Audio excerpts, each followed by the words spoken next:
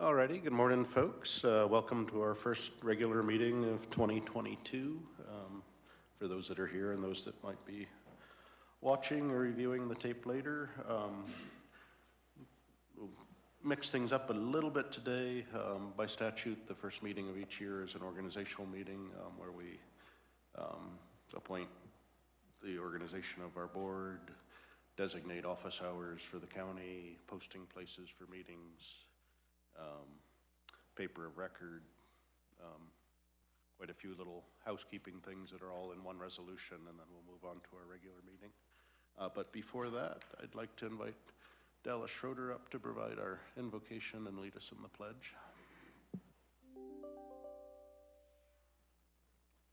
Let's pray. Father in heaven, we come to you today. Father, recognizing you as our Creator, as our God. Father, the one who loves us and cares for us, and we thank you for that. Father, just now I pray your blessings on our county in the coming year. Father, for safety and health for all of our citizens and our employees. And Father, we just pray special protection for our first responders, for our law enforcement. Father, as they serve us, may you protect them. Father, as we move into this new year as well, I just pray a blessing on our meetings, Father, that they will be pleasing to you in the way that people conduct themselves. Father, that even if we disagree, we do so in a manner that's still respectful. Father, we just pray that will continue throughout the year. Father, just now as we move into this meeting, I just pray for your wisdom and your guidance for those who in our county that have to make decisions, that they lean on you. It's in the name of Christ I pray. Amen. I pledge allegiance to the flag of the United States of America and to the republic for which it stands, one nation, under God, indivisible, with liberty and justice for all.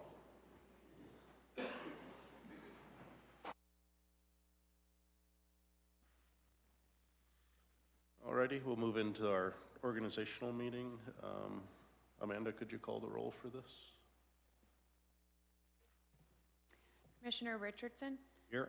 Commissioner Thayer? Here. Commissioner Pettit? Here. Alrighty, pretty much this is all built around one resolution, the appointments resolution and organizational meeting. As I said, we designate our regular meeting time and place, and it's not changed this year. The general hours for the county haven't changed. I guess we do have a change in our paper of record, and Sam, you had a couple of things to add too. Absolutely, Commissioners. Sam Elbert, County Manager. Welcome to 2022. It's going to be a great year for Elbert County. Just wanted to mention, like you said, this is the organizational resolution. It was presented for discussion at an earlier BOCC meeting, and this is ready for adoption now today.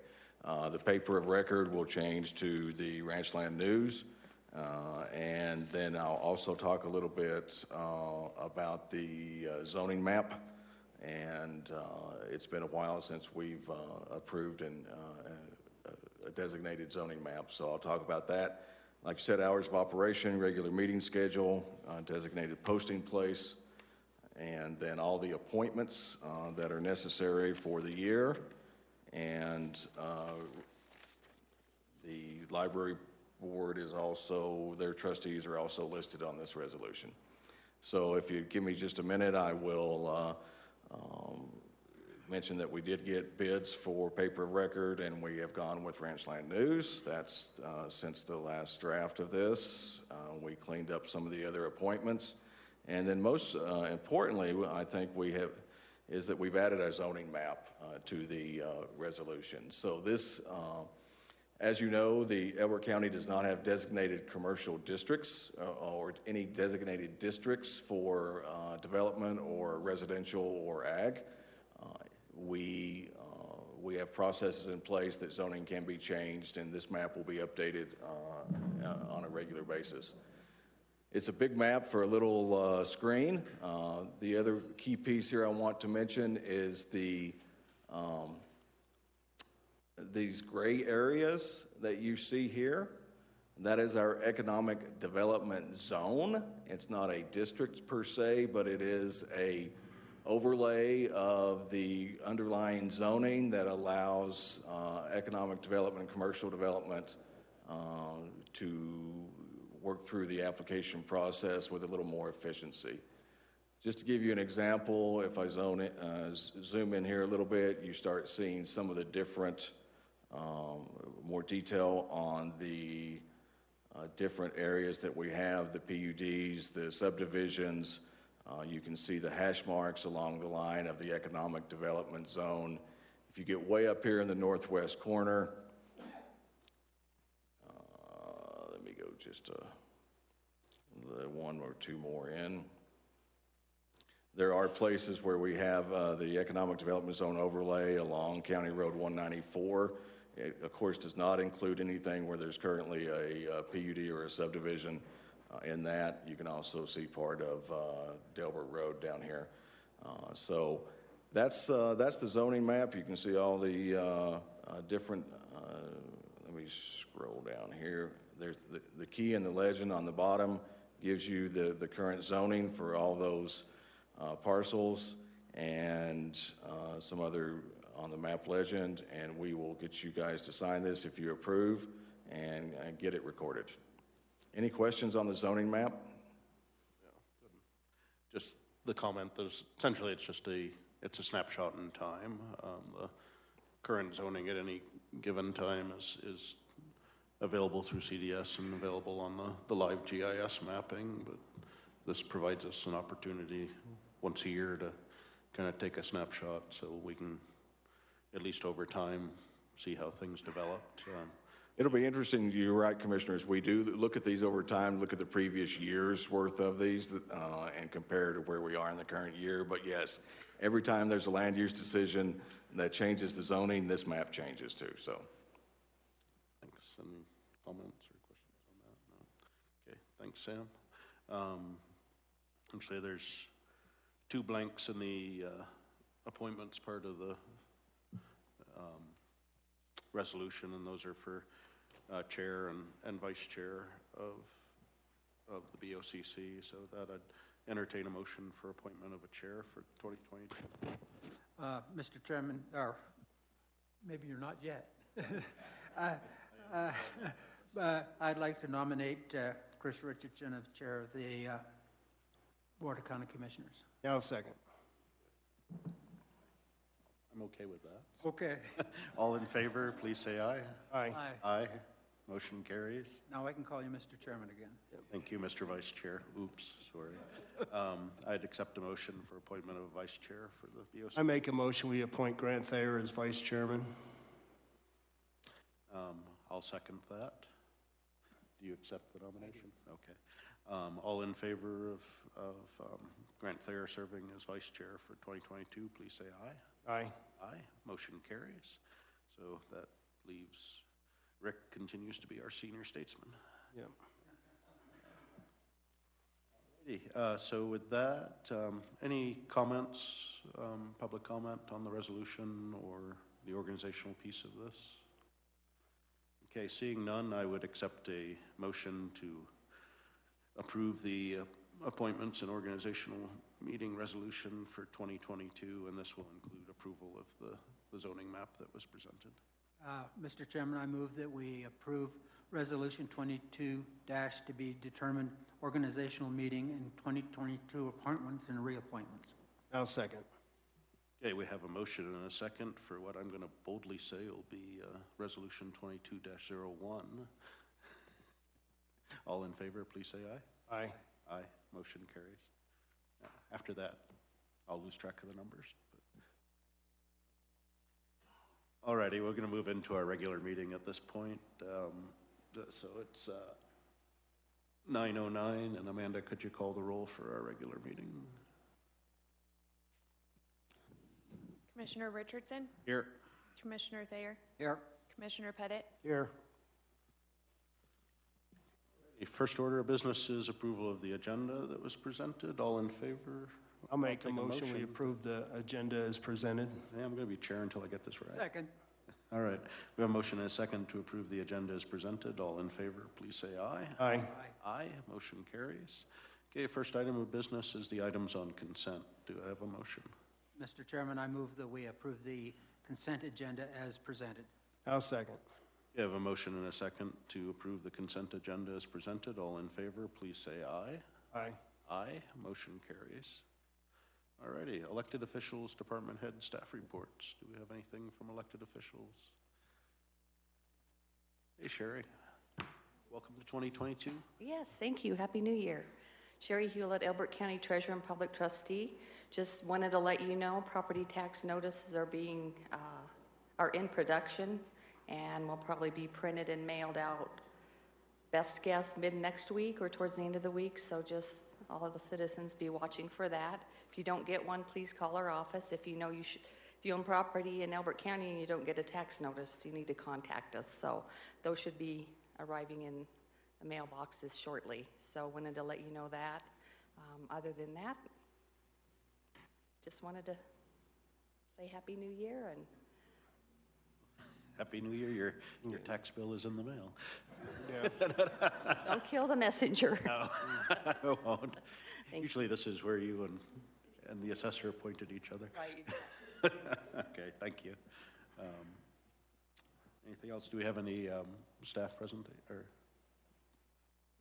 Just one update, and I've got Tony with me, our finance manager. We have received the final rule for the ARP, the American Recovery Plan, use of the funds that we've received from the state. It is a 400-plus page document, final rule, which really isn't final until April.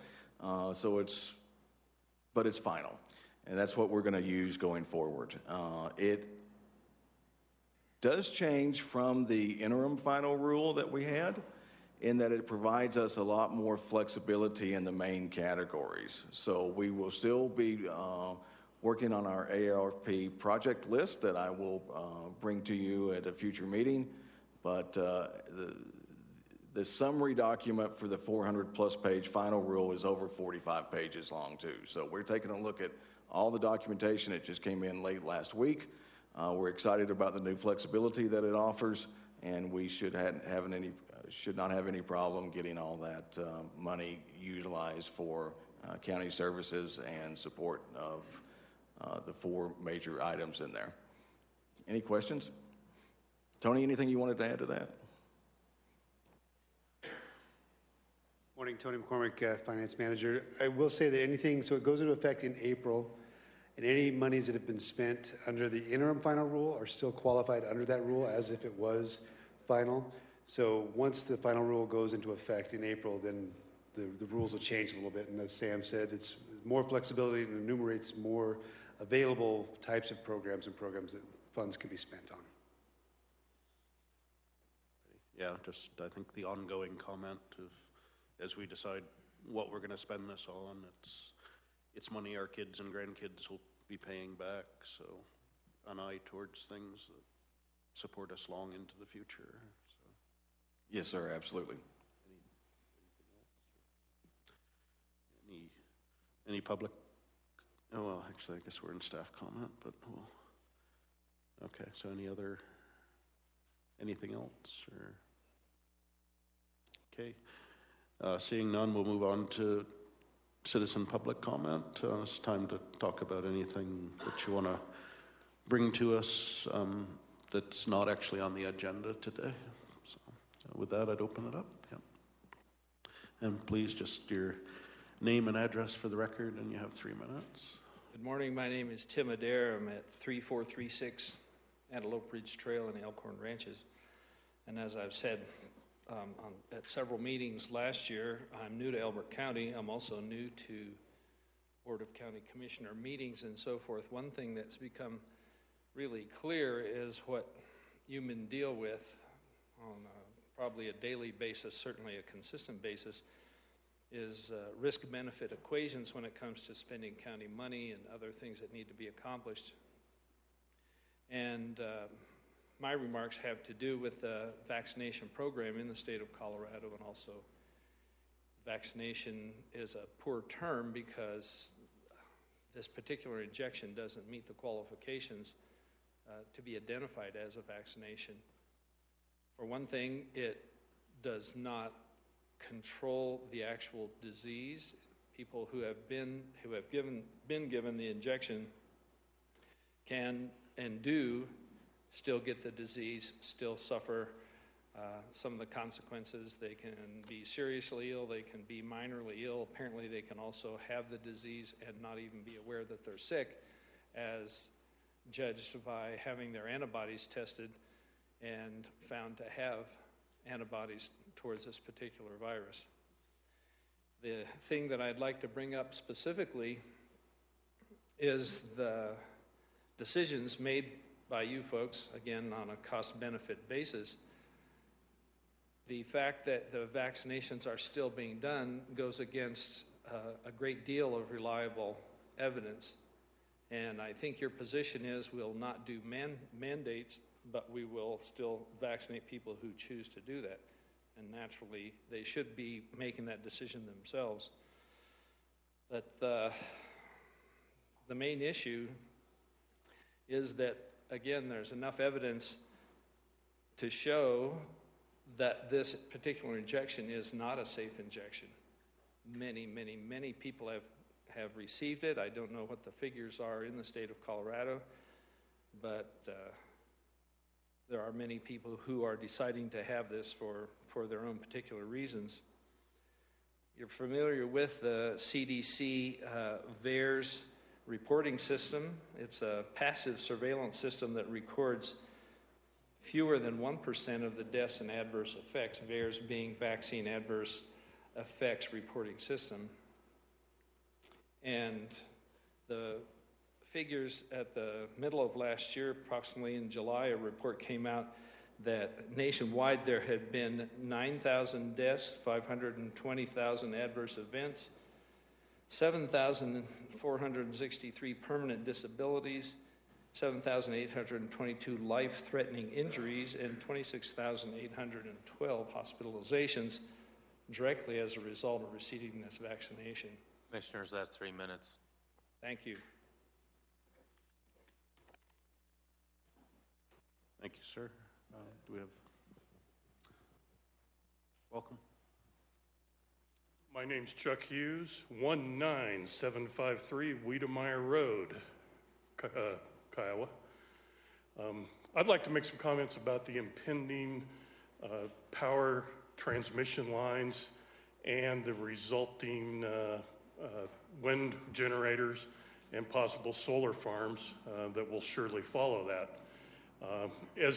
As I look at what I want from government, high on my list is, are that I want a government that protects my rights, does not erode them away as a citizen, and also that a government that supports or gives me the chance for the fabled pursuit of happiness so that we can live the lifestyle we want.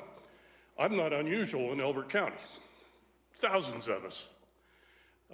In moments of insanity, I will try to put myself in your chairs, and that very often, my guess is, has a conflict with you commissioners, that protecting property rights, protecting quality of life in Elbert County gets some conflict. This issue does not have that conflict. So I am asking the commissioners to oppose the power line to go through at least the Bijou Basin, and I'm aware of the state mandates for clean energy, and want to make the comment that we need to come up with some way to educate the urban dwellers of Denver and Boulder that from our perspective, wind generators and high capacity transmission lines is not clean energy. What they plan here is filthy, dirty energy. There's a organization, a grassroots citizen organization, recently named the Elbert County Environmental what? It's so new. Environmental Coalition, I think is what we named it. There'll be members of that making comments and drilling down to specifics, things like health ramifications, wildlife, economic, property values, and there's a lot of people doing research to put numbers on those and put facts behind them, and you'll probably be seeing people from the members of this organization, of which I'm a member, in future meetings. But just want to give the county a heads up that this is coming, and we know that there is that mandate for quote-unquote clean energy. But from my perspective, it isn't very clean. So thanks. 26 seconds back to you guys. Thank you, sir. Ma'am? Good morning. My name is Catherine Uran. I live at 3563 Crystal Peak Drive in Parker. And I want to thank you for letting me have this opportunity this morning. As a concerned grandmother, mother, and a nurse for over 40 years, I'm concerned about the vaccines with the children. And I want to talk a little bit more about that. And I know my friend Tim here talked a little bit about the VAERS data. But the COVID-19 pandemic narrative is starting to change, and it's starting to change due to the widespread realization that these vaccines are not effective and not safe. And the recent VAERS data that I pulled as the end of December of 2021, the adverse reactions have now topped over 1 million. And in that are life-threatening of 24,000, deaths of 21,000. And the note with the deaths is that since 1990, the total deaths from all vaccines, after they've been tracked since 1990, is 9,447. So in this almost a year and a half period, the deaths have doubled just from this one vaccine, which, as Tim said, isn't really a vaccine.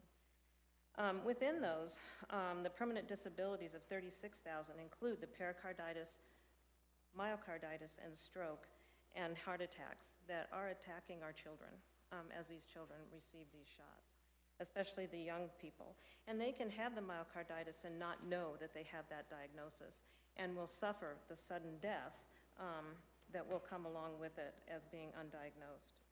The hospitalizations from the vaccine injuries are 113,000 from this last data. So the data from VAERS and from the CDC, kids under the age of 12 are 5 to 7 times more likely to die from this vaccine than from COVID. The COVID just does not affect these kids in the way that it does the people with the comorbidities. I don't believe that with this devastating statistics, there's any reason to risk the lives of our children by taking any of these shots that are not effective, they're not safe, the long-term effects are not known. The number, the severity, and adverse reactions as reported by the VAERS, and most of all, that's being pushed on the children and young people that have virtually no risk of this disease, of the COVID, of dying from COVID. 99.9% survival rates. Our children should never have been made to bear this burden that has nothing to do with them. The lockdown, school closures, remote learning, masks being worn 6 hours a day, and a vaccine that carries more risk than the virus itself has done more damage in terms of suicides, depression, and anxiety, which are up by 500%, that this virus will ever do to our children. For the sake of the children, this has to stop now. Thank you. Thank you, ma'am.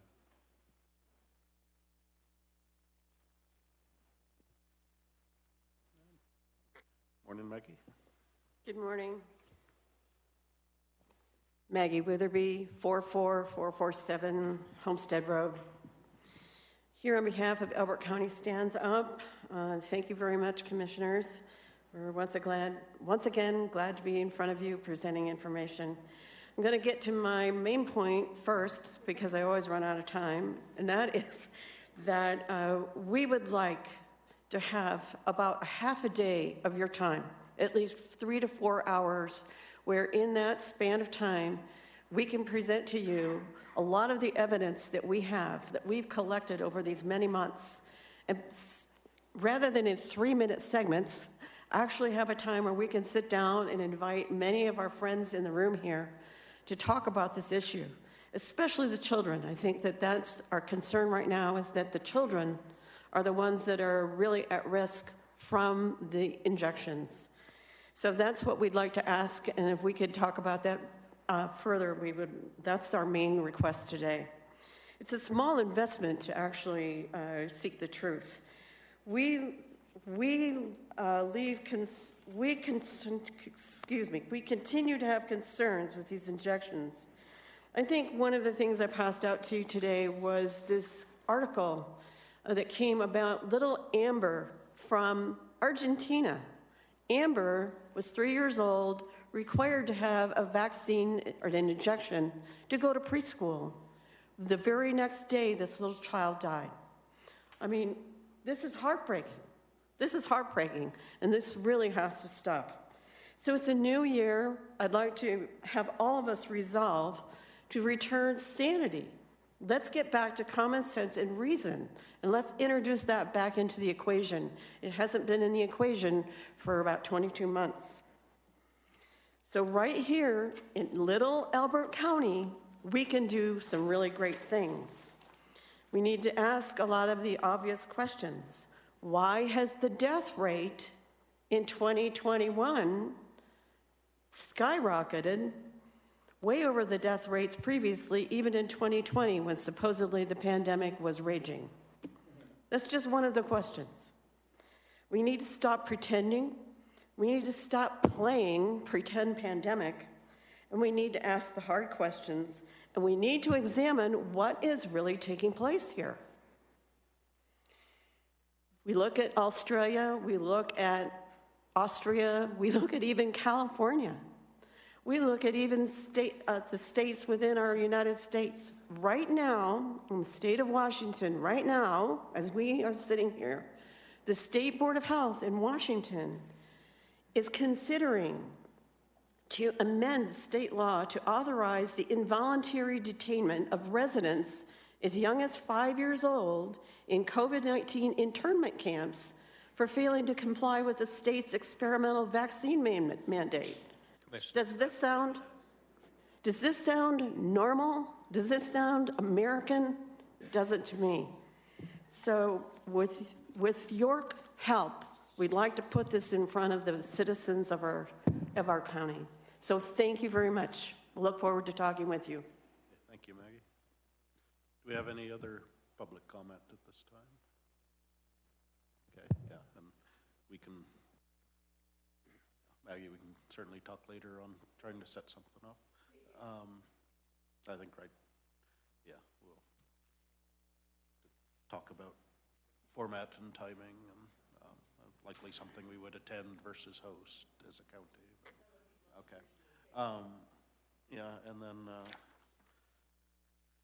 Mr. Hughes, thank you for speaking as well, because that's something that we've been concerned about, and we keep trying to push them east out of the Bijou, and I think the more voices that join in that, the better, but a definite concern.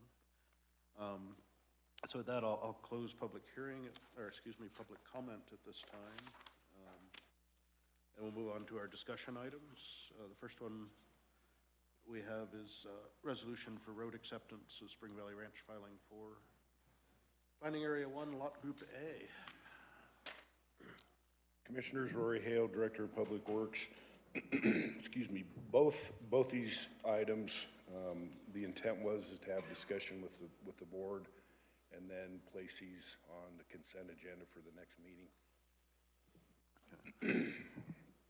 As you said, this is a recommendation for approval of a resolution to formally accept roads within Spring Valley filing for Planning Area I, Lot Group A. I'll be glad when Spring Valley's done. So it's Ivydale Street, River Highlands Drive, River Highlands Loop, Collier's Reserve Circle, and Hawkeye Circle. They went through the 2-year warranty period. Road and Bridge performed the required inspections and punch list items. Good roads. Again, the recommendation is to formally accept those, and the county will take over full maintenance and responsibility for those. So this filing, so these are roads that truly we got into warranty as they were built, and yes, we did. This is only 2 years later. I mean, clear. Okay. So I know we've had ones that were long before you got here that either never went into warranty or they went into warranty and never, a decade later, we're still looking at them. So thank you for getting that program on track. Yes, sir. Any questions or comments? Any public comment on this one? Okay, yeah, so I agree. If we'll just take this on consent at the next. Okay. And the next one we had, I'm sure you're going to speak to as well, was This is a little different situation, but the advantage to the county and to the citizens of the county is these roads were built properly. These are within the Wild Point subdivision. The roads are Whitaker Circle, Kensington Circle, Windward Circle, Heritage Trail, and High Meadows Loop. The unfortunate thing with this is the developer, for all intents and purposes, went defunct. We were never able to get any bonding from these folks. We did work through some of the issues that we had, the outstanding punch list issues with the Metro District. But again, for all intents and purposes, these are probably the best roads in the entire subdivision. So our recommendation is, again, we went through the punch list items. We addressed what we could with the Metro District. We're satisfied that these are good roads. And I think instead of beating around the bush and going around with the Metro District and the HOA, it makes more sense for us just to go ahead and take those roads over for county maintenance. So does this finish the acceptance of all the roads within Wild Point, or do we? Yes, sir. Hallelujah. Yeah, hallelujah's right. No, like I said, I know it seems like the county is growing by leaps and bounds, but most of the growth is in older subdivisions that preceded just about everybody in this room, probably everybody in this room. And, we've learned a lot on the back end. So, well, and I think the nice thing about it is learning and then doing something appropriate. And I think we've got the programs in place now. The way the code, and I think the way the code was written initially, the responsibility is on the developer to contact the county prior to the acceptance process. I agree with that to some extent, but I think the county and what we're doing now has some responsibility to at least make the effort to reach out to those developers prior to that time period and say, look, guys, you've got to go through this process. If you fail to do so, the county's not going to accept these roads. And we've actually done that with some of the roads in the county where we have not accepted them. Everything's in place now. Road and Bridge has done a real good job of staying on top of that. Generally, within a couple of months prior to the end of that 2-year warranty period, we're notifying the developers. But on the front end of that, we're making sure to over-reiterate that with the developers in all of the pre-construction meetings and everything else, that you have to adhere to these regulations. And the nice thing is that the majority of the builders that we have working in the county now are pretty responsible, and we haven't had any issues with them. So knock on wood, I think we're doing a good job. no, I think that process is clearly improved. And I mean, as you mentioned with loans work, to put the onus on the developer to come to us and say they're ready. If they never do, then maintaining surety bonds and letters of credit, forever just doesn't work. So, thank you for that work. Do we have any public comment? Or I know we have some folks in the room from that area, but thanks for coming out today. And we'll put those on for consent at the next meeting, so they will be added to our map. Alrighty. Next item we have is an update on the economic development website. Mark.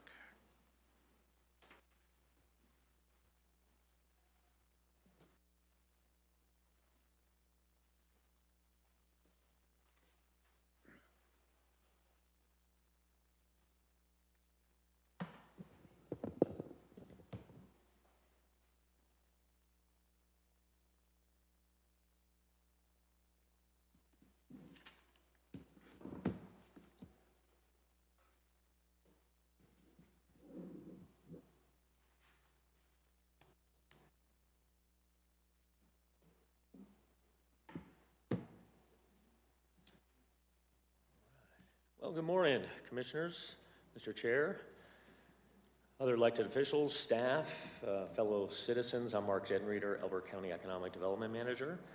Today I'm here to present and share with you the new Elbert County Economic Development website.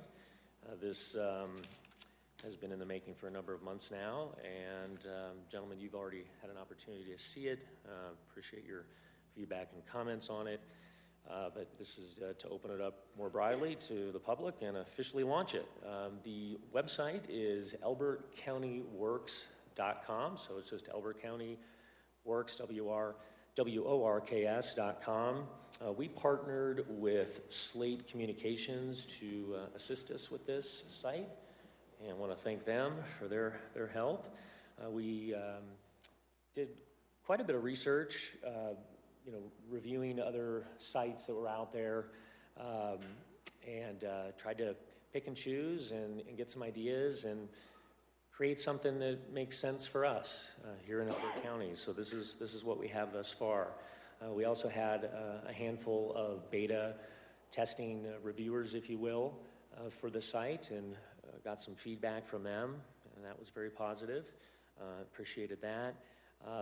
This site fulfills in part our mission, and that's to support existing businesses and also to attract new businesses to the county.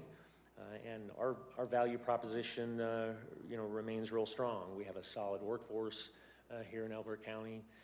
We also have a good location, some very good transportation corridors, available land, and we do our best to emphasize this on the site. So as you can see, this is the main page here. We have 5 additional pages, and I'll just go through them briefly and share them with you.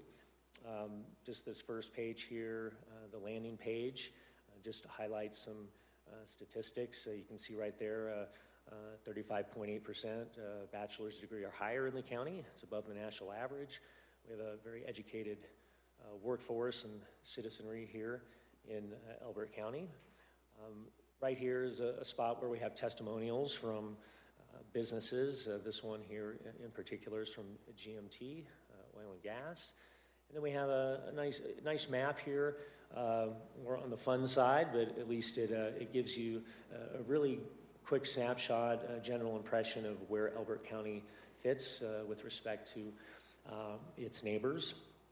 And if you just scroll down the page here, of course, we have other links, and then at the very bottom, on the bottom right, you'll see a place there to subscribe to our e-newsletter that we're putting together.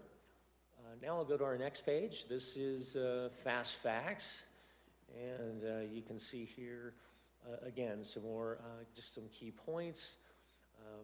How large we are here, median household income. You can see those yourselves, some of the Elbert County industries.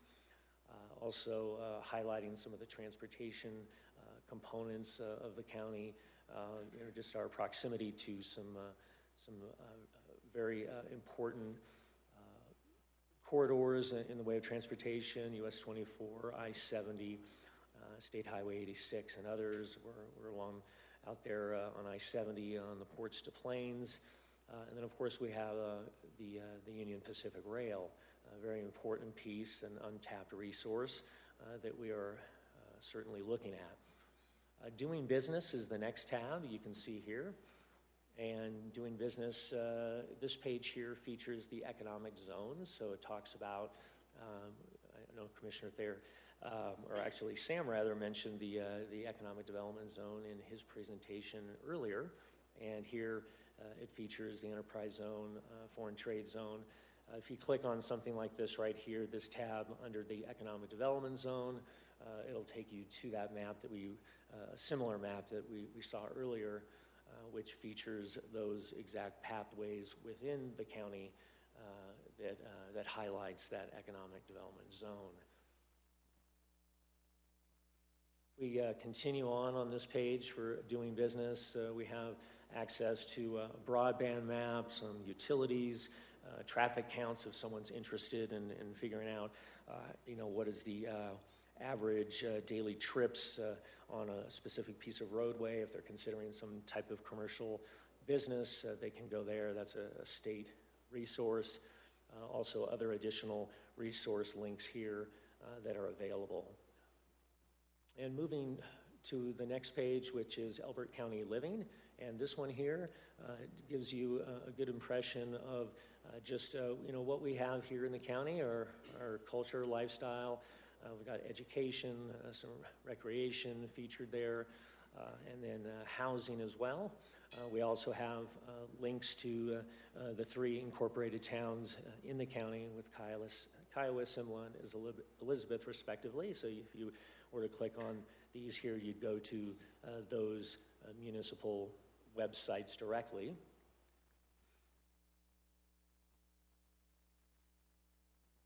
The How We Help page talks about our main tenets in economic development here in the county and what we are charged to do and what we're here to assist the citizens and businesses.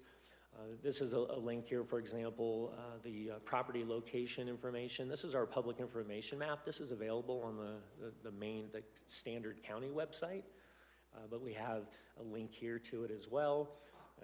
If you haven't seen this, this is a very nice tool where you can go right in and look at a parcel, for example, here in the county. Let me just zoom out just a bit here and get to Kiowa, which is right here. For instance, let's say you're interested in, I know this piece of property right here is for sale, for example, this 35-acre tract here, and you can just get some information about it over here, and that pops up. And you can do that with any parcel in the county. Just another feature that if you're not aware of, please take note of that. And then finally, available properties.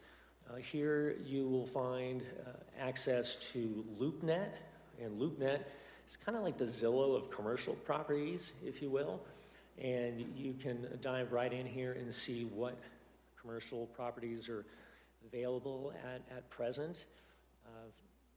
Again, for instance, looking at the Kiowa area, and we know that we have some commercial properties that are for sale just about a mile west out of here on State Highway 86. We have the 6 Arrow East commercial properties, and then also the Prairie View properties. So you can just click on this, for example, and that'll take you right to that listing. This particular listing is put up by Trevi Commercial, and then you'll have a very good view of what's available right there. And that is the gist of it. Of course, this is a work in progress, if you will. There's always room for improvement in whatever we do in our work. We are planning to do paid and free marketing to reach target audiences on this website. Through LinkedIn is one. Some paid sponsorships there can be very effective reaching targeted audiences, and for those who may be looking to open up businesses in the county or expand current businesses. We're also, like I mentioned, going to be building that email e-newsletter subscription list, and we will continue with economic development related articles in Elbert County News. So very excited to have this up and running, and I'm here to answer any questions if you wish. Thank you, Mark. Any questions or comments? Just my comment is that we as commissioners are supporting economic development, and one of the things that when you joined us, we wanted to state very loudly that historically Elbert County has been a difficult place to open a new business. Today, that's your job, is to make sure that you're the Sherpa to help people go through our county processes. Yeah, I can do that. I can be a Sherpa. I lived up at 9,100 feet for 25 years before this, so. All right. No, I appreciate the work, because I think I know I'm repeating myself, but I think you put up the number there. It was 13,000 some odd available workforce right now 12,000 plus of those work outside the county. I mean, Yes. we're a great place to live, but we're really not self-sufficient. Roadways in Colorado aren't going to get better. If we can bring some of the jobs closer to home, we're benefiting everybody. I mean, not just economically, but I think in terms of taking care of ourselves. So I think that's exactly the right approach. So I appreciate everything you and your half teammate are doing. Thank you, sir. Thank you, gentlemen. Yeah, we have lots of great opportunities here in the county, and it's that balance, right? We want to preserve what we have and that lifestyle and culture, and at the same time, grow into something great, even better than we are right now. Thank you. Any public comment on this? Okay, seeing none. The last discussion item we have is consideration of the sale and transfer of the agate grain elevator.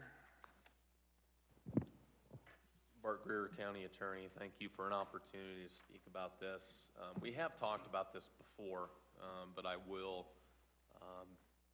go over the highlights again. As you can tell from the paperwork that's been in the packet for this meeting, we are looking at the potential sale and transfer of the grain elevator that's been out in Agate. And that's been out of commission and in ill repair for several years now.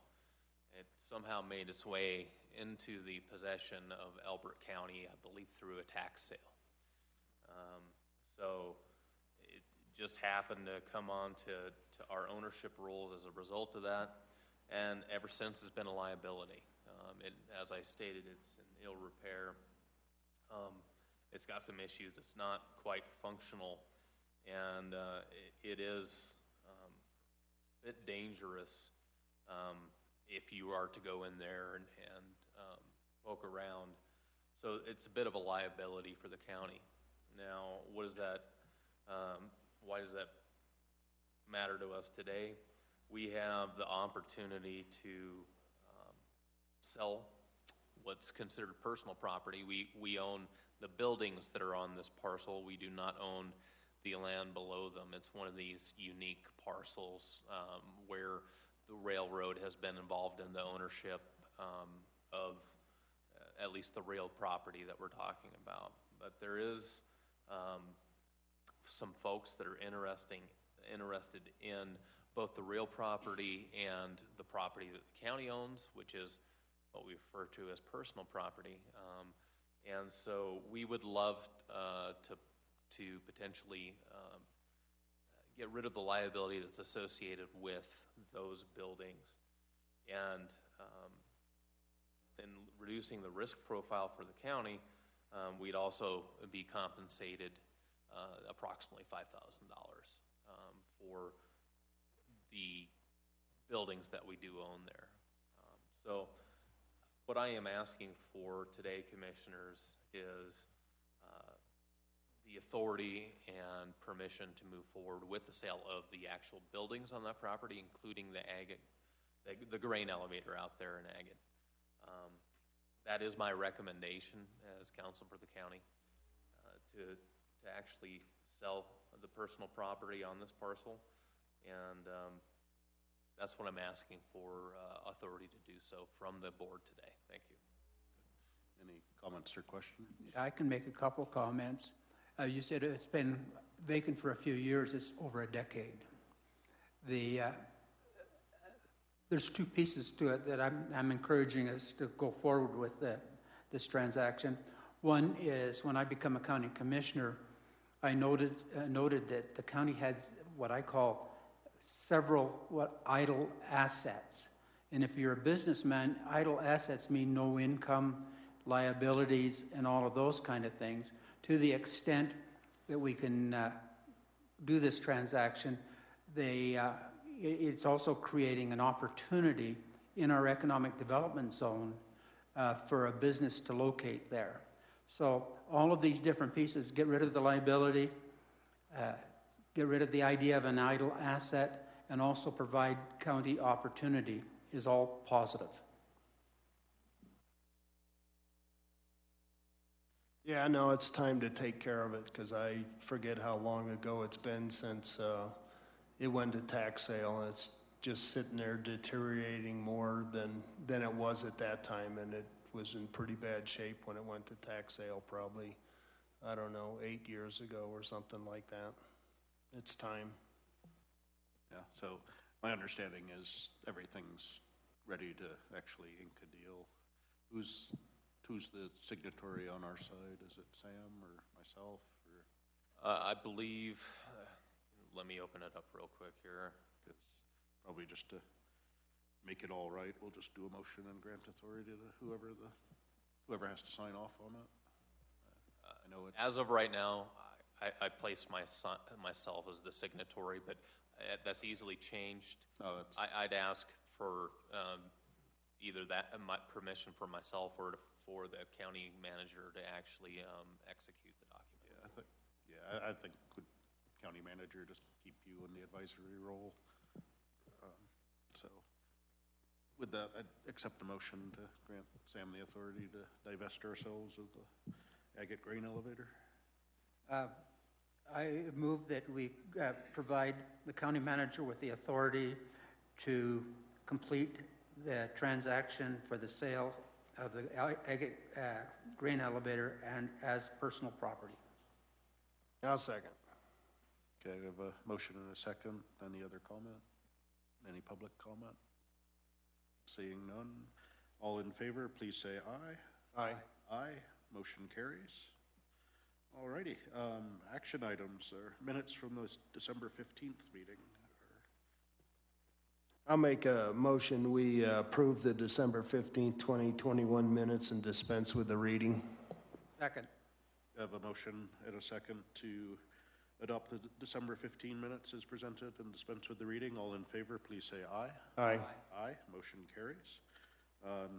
Minutes from the December 21st meeting. Mr. Chairman, I move that we approve the minutes for the December 21st, 2021 special meeting and dispense with the reading of those minutes. I'll second. Okay, we have a motion and a second to approve the minutes from the December 21st, 2021 meeting and dispense with the reading. Any further comment? Any public input? Okay, seeing none. All in favor, please say aye. Aye. Aye. Motion carries. Okay, now for actually some substantial action. Consideration of a resolution formally approving the county commissioner districts and new voter precincts. Dallas.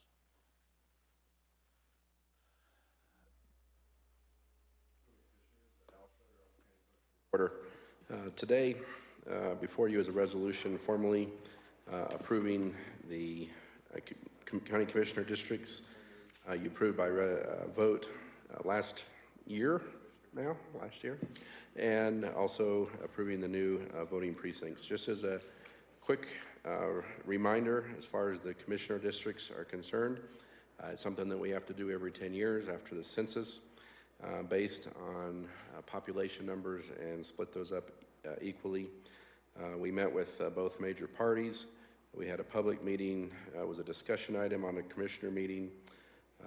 That map was presented at 2 different town hall meetings. We had a work session, public work session with you all commissioners, and then finally the date of the approval.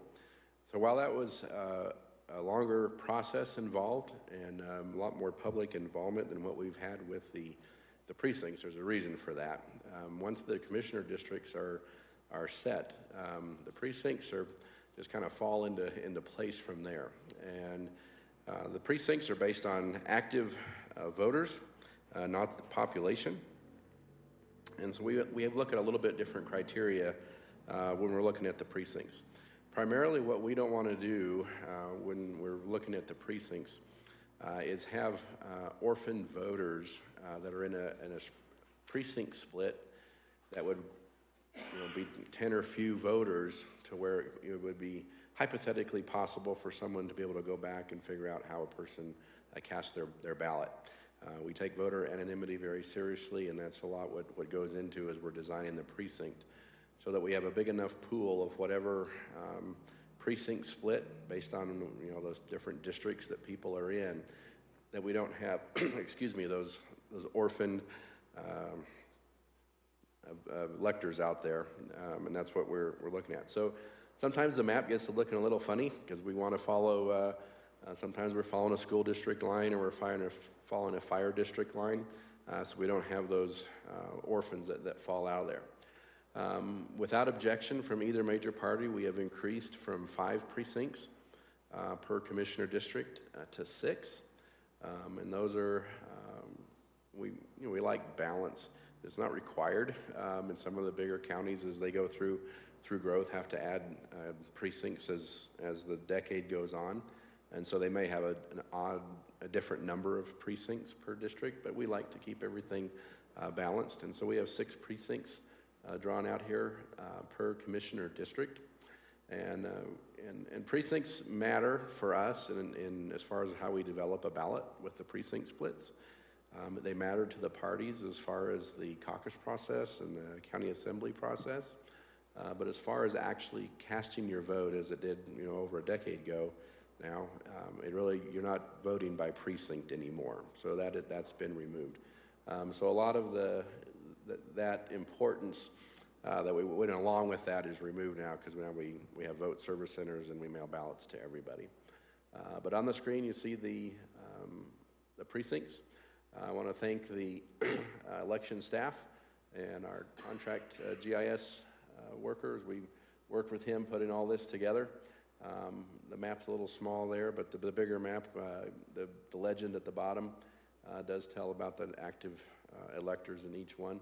We've made them as balanced as we can, but they're not as required to be as balanced as the commissioner districts are. So with that, this is our request and presentation for the precincts. If you have any questions, I'd be happy to entertain those. Just for the public awareness, upon approval of this, we will work on sending a notice to every household that is changing commissioner district and precinct, which is just about everybody. And we've already been in contact with our vendor to get that template going, and we'll get those out just as quickly as we can. We would ask for approval today. There's a lot of work that has to be done within the SCORE voter database to get everybody in their right precincts and splits. Thank you. Any questions or comments? No, I just thank you. And to Rhonda, thank you. I stuck my head in the room while the sausage was being made a couple of times, and it's a very clean map with a lot of pain behind it, I know, in trying to sort out all the overlapping districts, and as you were saying, keeping people and keeping voter anonymity. So I appreciate the work that's gone into it very much. Do we have any public comment? Seeing none, and I did neglect to ask earlier, did we have any, during open public comment, we had nobody that sent in any emails or, okay, thank you. Alrighty, so with that, I would accept a motion to approve the resolution that was prepared adopting these 2 maps. I'll make a motion that we formally approve the county commissioner districts and voting precincts. Second. We have a motion and a second. All in favor, please say aye. Aye. Aye. Motion carries. Thank you, Commissioners. Thank you.